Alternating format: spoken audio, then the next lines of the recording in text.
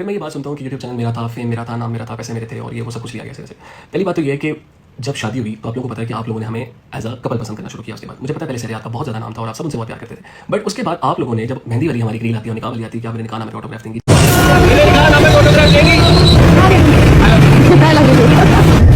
जिसे में वायरल किया जाता है, पसंद किया जाता है, तब वहां से हैशटैग एक शुरू होता है सहनी, जिसको आप लोगों ने बहुत ज्यादा प्यार दिया और बिलियंस ऑफ व्यूज उस पर।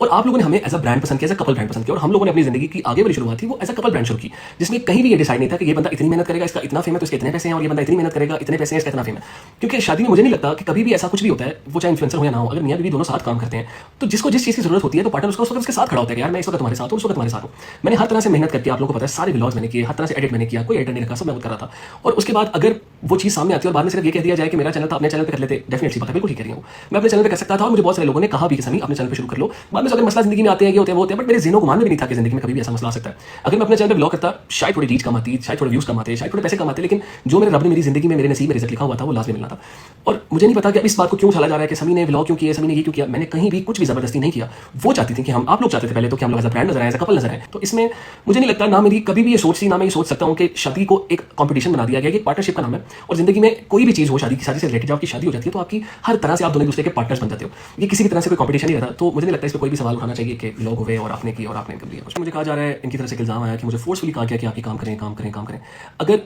पहली बात तो ये, मैंने किसी चीज़ के लिए फोर्स नहीं किया, और उसका सबूत अगर आप लोग थोड़ा सा रिसर्च करें तो बता लीजिएगा कि सहर ने शादी से पहले कितना काम किया और शादी के बाद कितना किया और किस तरीके से किया। शादी के बाद उन्होंने पहली बात तो ये कि बहुत ही मिनिमम काम किया है और उतना किया जितना उनको करना चाहिए था, जितना उनका दिल था करने का। अगर मैं उनको उस काम से रोकता तो आप लोग ही और उन्हीं की तरफ से, उन्हीं की फैमिली की बात करती कि भाई ये एक टॉक्सिक हस्बैंड है, ये एक सेक्सिस्ट है, और ऐसे 100 इल्जाम मुझ पर लग जाते जो कि जिसकी कोई बुनियाद नहीं होती, क्योंकि सिर्फ एक शोहर एक बीवी को काम करने से रोक रहा है। अगर मैंने काम करने के लिए नहीं रोका तो आज मुझे जो आप लोग बोल रहे हैं, शायद मैं लफ्ज़ बोलना भी नहीं चाह रहा, और मुझे लगता है वो शायद मेरी तरबियत भी नहीं है कि मैं आके किसी को बोलूँगी अपने लिए इस्तेमाल करूँ कि जो मुझे कहा जा रहा है कि जी फोर्स किया गया, बीवी को दिखा के ये है वो है। पहली बात है, मैंने ना किसी को फोर्स किया, ना मैंने किसी को किसी से रोका है। और ये बात शादी से पहले डिसाइड हुई थी कि मैं शादी के बाद काम करूंगी। ये इनके पेरेंट्स ने भी मुझे बात की थी कि आप किसी भी तरीके से शहर को नहीं रोक सकते काम करने से, बट हाँ मैं अपनी बेटी को रोक सकता था। और इसीलिए पूरा साल मैं इस बात के लिए, मुझे नहीं पता ये कैसे एक्सप्लेन करना चाहिए नहीं, बट पूरा एक साल मैं इसी बात के लिए लड़ता रहा हूँ कि मेरी बेटी सोशल मीडिया पर नहीं आएगी। और उसी लड़ाई को इन लोगों ने कैंडल दिया कि शहर का काम करना मुश्किल हो रहा है, सभी आने दो। और इन लोगों की रजामंदी की वजह से, बिकॉज ये लोग पूरा साल फोर्स कर रहे थे, आयरा की बर्थडे पर उसकी पिक्चर्स आई, मैं उस बात की रजामंदी में नहीं था। बट बात वही है कि अगर आप मना करो तो आप तभी बुरे हो, और अगर आपने अलाउ किया आज आप तभी बुरे बन रहे हो। और फिर वो ये कहती हैं कि मैं रातों को रोता था,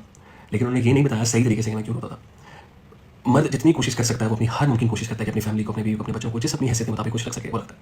लेकिन जब हर वक्त आपकी बीवी आपको सिर्फ इसी बात के ताने दे रही है और उसके आसपास वाले लोग कुछ इस बात के ताने दे रहे हैं कि आपने इसको क्या दिया, आप इसको कहाँ लेके, आप इसको क्यों नहीं लेके जा रहे, आप क्यों नहीं करते, आप वो कर रहे हैं तो ये क्यों नहीं कर रहे। मुझे नहीं याद पड़ता कि ऐसा कोई भी टाइम हमारा ज़िंदगी का जब कोई इस मुल्क से बाहर जा रहा होता था और मुझे हर उस वक्त, हर उस खाने की टेबल पे, हर उस बात पे बताना पड़ता था कि वो वहाँ जा रहे हैं, आप क्यों नहीं लेके जा सकते, आप ये क्यों नहीं कर सकते, आप वो क्यों नहीं कर सकते। मुझे नहीं पता कि क्यों इतना ज़रूरी है कि क्यों हम लोगों को देख के वो चीज़ें अपने घर में इन चीज़ों की वजह से मसले खड़े करते हैं कि अगर कोई दूसरा शख्स बात कर रहा है और आप वो चीज़ उसकी पूरी नहीं कर पा रहे। मैंने जितना भी अपनी शादी के दौरान पैसे कमाए हैं या काम किया है, मैं इससे कई ज़्यादा काम कर सकता था अगर मुझे घर से सुकून मिल जाता, मुझे मेंटली सुकून मिल जाता। लेकिन मेरे काम को कभी काम समझा ही नहीं गया।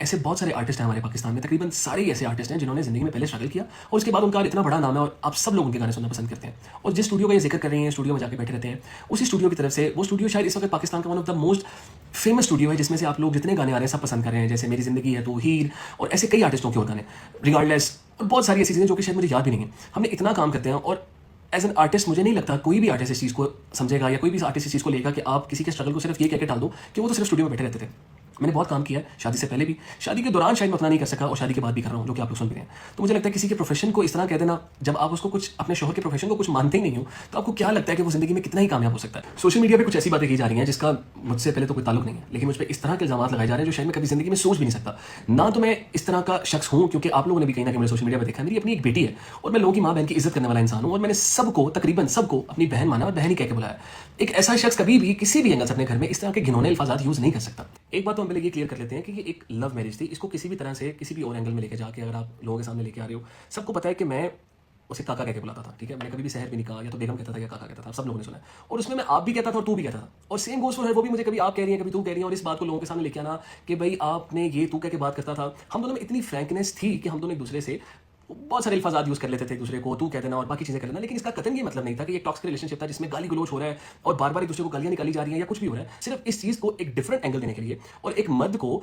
स्पेसिफिकली टॉक्सिक और घटिया मत दिखाने के लिए ये बात की जा रही है कि एक मर्द आपको गालियां देता था। ऐसा कभी कुछ नहीं हुआ। एक बहुत नॉर्मल हेल्दी रिलेशनशिप चला है जिसमें सिर्फ एक दूसरे के साथ मजाक की हद तक बात होती थी, जो कि कभी बिलो द बेल्ट नहीं गई। तो इस चीज पर इल्जाम लगाना और विदाउट प्रूफ लगाना ये सरासर गलत है। और अगर मैं इतना ही अब्यूजिव हस्बैंड था, इतना ही कंट्रोलिंग हस्बैंड था, तो वो इतनी दबी नहीं थी, तो ऐसा कैसे हो सकता है कि वो शादी के फौरन बाद मेरा पूरा लाइफस्टाइल बदलने को मुझे कह रही हैं और मैं उनके लिए बदल भी रहा हूं। ठीक है, मैं अपना पूरा घर बार हर चीज बदल रहा हूं सिर्फ उस लड़की के लिए, क्योंकि उनको वो वाला लाइफस्टाइल नहीं पसंद, उनको किसी और लाइफस्टाइल में जीना है हर चीज। और दूसरी बात ये कि वो अपनी वीडियो में जैसे खुद जिक्र कर रही हैं कि हाँ, मैंने कहा जी अपने पेरेंट्स को स्टेज से नीचे उतार दो। अगर कोई औरत जो इतनी ज्यादा टॉक्सिक रिलेशनशिप में है और इतनी ज्यादा मतलब अब्यूजिव रिलेशनशिप में, जहां पे उनको इतना ज्यादा ह्यूमिलेट किया जा रहा है, वो औरत किस तरह जुर्रत कर सकती है अपने शौहर को सिर्फ यही ऑन स्टेज ही कहते चाहे? कैसे कह सकती है कि अपने पेरेंट्स को नीचे उतारूं? मतलब क्या उसको उस वक्त डर नहीं है कि मेरा शौहर मुझे ये कह देगा, वो कह देगा ऑन कैमरा, और कैमरा में सब देख रहे हैं कि हमारी उस बात पे सिर्फ एक हल्की सी बहस होती है, जिसको इन्हीं के फैन पेजेस ने पहले बहुत एक अच्छी वीडियो बना के लगाया, उसके बाद उसी को स्लोमो करके ये दिखा दिया गया कि समी शायद वीडियो में पता नहीं क्या कह रहा है।